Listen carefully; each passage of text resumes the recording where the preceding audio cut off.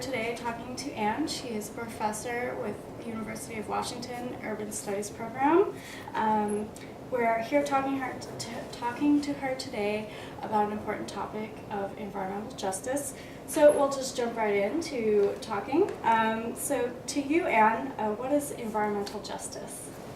I think the way that most academics think about environmental justice, and I include myself in this, is actually more appropriately termed environmental injustice, because as the phrase and the term and the concept was developed, it was about recognizing patterns of inequity that develop in the siting of what are known as locally undesirable land uses in urban space and in urban planning. And so that really means environmental burdens, things that are bad, things that cause harm, things that you don't want to live near or be near, like dumps and toxic waste sites and industrial contamination and these sorts of things. Although for me, as you probably recall from my classes, I've invested a lot of my career in also thinking about environmental goods and benefits, and joining a number of scholars who suggest that those benefits also deserve an environmental justice frame. Good. So then how does or doesn't environmental justice work in your community and within the UW community? I really love that question because it made me think about the fact that I think I'm a member of a number of different communities. Mm-hmm. So I, first and foremost, I'm a member of an academic community, and as a social scientist, I think environmental justice has worked really effectively to bring forth patterns of structural inequity and structural racism that are associated with the siting of these burdens near predominantly low-income communities, which also frequently are communities of color. And so in the academic community, the job and the work is really about surfacing the data and the empirics to try to make those patterns more explicit. As a planning scholar and a policy scholar, one of the things I love about my field is that it's also a very professionally oriented field. Mm-hmm. So I also consider myself part of the wider planning community, and so urban planners and policymakers and public managers, I think, have become much more sensitive to and committed to environmental justice in the last 10 to 15 years and are responsible for upholding regulatory policy. Right. So then, in your opinion, you find that things are changing in your community? I think so. I think it's been a lot of successful change on the part of urban planners, public managers from the viewpoint of the state, and that is, I think, a positive, good outcome when policies get changed, and we are all collectively expected to uphold new policies. I would say the third community that I consider myself a part of is as an urban coastal elite, for lack of a better word, and I use that carefully. Mm-hmm. I'm not wealthy, but respective to the rest of the world, I think I have come to recognize that I have enjoyed relative privilege in my life, that I've never struggled to eat, I've never struggled to have a roof over my head, I've had access to wonderful educational opportunities. Mm-hmm. And so in that community, where I would say it's well-resourced kind of urban neighborhoods, I don't know that the environmental justice frame has infiltrated as deeply as perhaps we might like. And so projects like this that you're undertaking right now are really wonderful because they help to bring forth a way of thinking about land use and where different things are sited and who gets impacted by these outcomes of our kind of processes of allocation that seem like they're neutral from procedural standpoint, but when we really look at the outcomes and the consequences of where things go, we realize, wow, there are some people who are bearing the burdens more than others, and some people who have access to benefits more than others. Yeah, I totally agree with that. So what parts of environmental justice are important to you personally? I think for me, the most important aspect of environmental justice and an area where I'm really committing a lot of my academic and scholarly energy is to elevating the idea of urban blue space. Which is something that I write about in my research that really has to do with urban waterways, shorelines, waterfronts. We are familiar with the idea of urban open space as something that has earned this kind of critical analysis from urban planners and geographers looking at green space in particular as an environmental benefit and saying, well, who gets access to that benefit? I mean, there are all these restorative properties of being in nature that calm stress, they're public health benefits, they're just tremendous empowering and psychological benefits to being in nature. And so what I have tried to do and am committed to trying to do is to kind of elevate blue space to hold a similar space that we have for green space, to think about who has access to waterways, who gets to enjoy their views, who gets to be on the water, who gets to kind of fully experience and feel the benefits and the joys, for lack of a better word, or simply the calming benefits of being close to water. Because I think that that's not something that academics or planners have really kind of are taking seriously enough right now.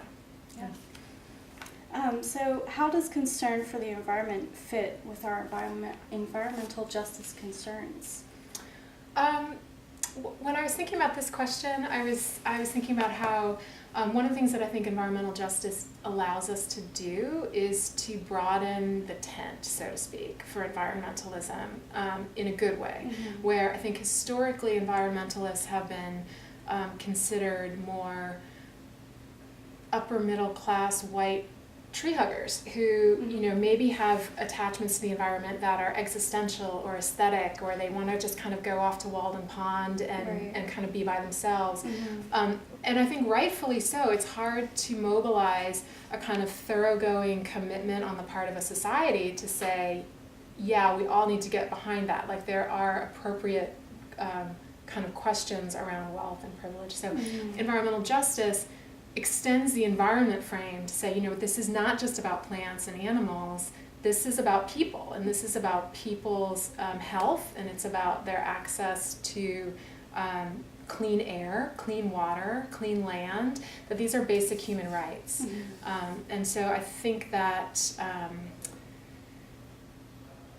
in the sense that environmental justice gets at a wider range of social issues, it's been a very powerful frame to show the kind of human capital and social capital implications of the environmental movement. Yeah, those are all important things. Also, in your opinion, how is environmental justice useful to you in addressing issues in your community?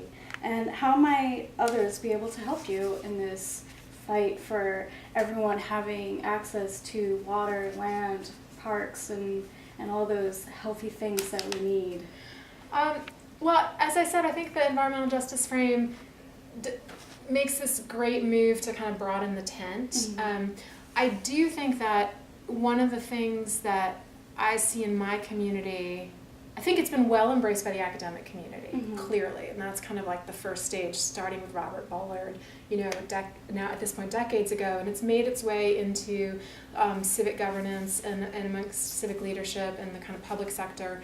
I think moving into the general public discourse, there's still a lot of progress to be made, and in my view, it's a really challenging problem, and I think the reason, in my view, the reason for this is that it's a profoundly uncomfortable frame to be faced with the kind of empirical evidence that many of us, if not most of us, are part of social systems that are destructive and inequitable. Because most of us, I think, experience ourselves as intentional, like we have good intentions. I think most people want to be responsible or want to live with integrity. So to be faced with an environmental justice analysis that is, by its very nature, indicting, it's telling us, like, look at these patterns of structural inequity that we are all participating in. That's a bitter pill to swallow for a lot of us. So I think that one of the ways we can most help ourselves in our communities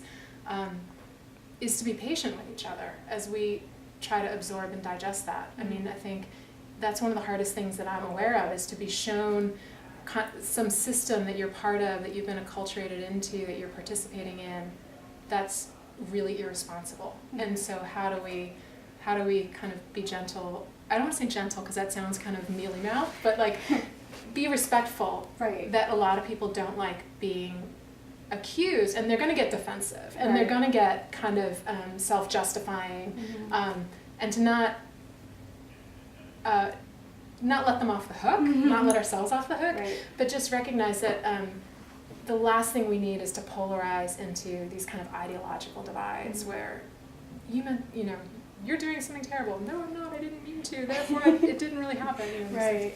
Well, it sounds like what you're trying to say is that we're all part of one world, and we're all in this together.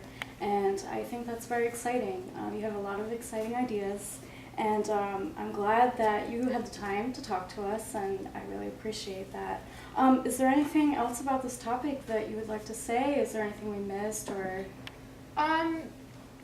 I don't think, I'm so glad that you're doing this, this video, and I really commend you for taking on such an important topic.